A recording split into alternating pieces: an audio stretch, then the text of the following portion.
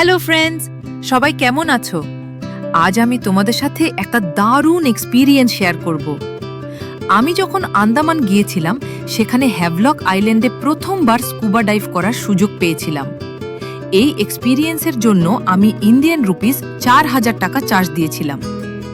আগে কখনো আমার এরকম এক্সপিরিয়েন্স ছিল না, তাই একটু নার্ভাস লাগছিল।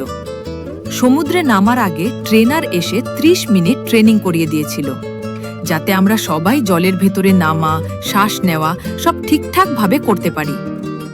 যদিও ট্রেনারও আমার সাথে জলে নেমেছিল। ধীরে ধীরে যখন সমুদ্রে নামছিলাম, চারপাশে শুধু নীরবতা আর নীল রং। কিছুক্ষণ পর ভয়টা আর থাকেনি, বরং একটা শান্ত ফিলিং কাজ করছিল। জলের ভেতরের পরিবেশটা একদম আলাদা। জলের নিচে নানা রকম মাছ, সামুদ্রিক গাছপালা, ছোট বড় পাথর, অনেক কিছু দেখছিলাম। জেলিফিশ ছিল, আরো কত কিছু যে দেখেছিলাম যা ভোলার নয়। আমার তো ওখানে থেকে আসতেই ইচ্ছা করছিল না, কিন্তু ফিরে তো আসতেই হবে, নিয়ম ছিল।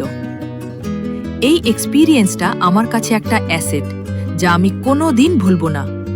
এই ছবিগুলো সেই সময়েরই কিছু মুহূর্ত, যা মনে করলে আজও মনে হয় আমি জলের নিচেই রয়েছি। এই ছিল আন্দামানে আমার স্কুবা ডাইভিং এক্সপিরিয়েন্স। ভিডিওটা ভালো লাগলে অবশ্যই লাইক করবে, শেয়ার করবে, আর ট্রাভেল উইথ রিমা চ্যানেলটা সাবস্ক্রাইব করতে ভুলো না। Thanks for watching my video.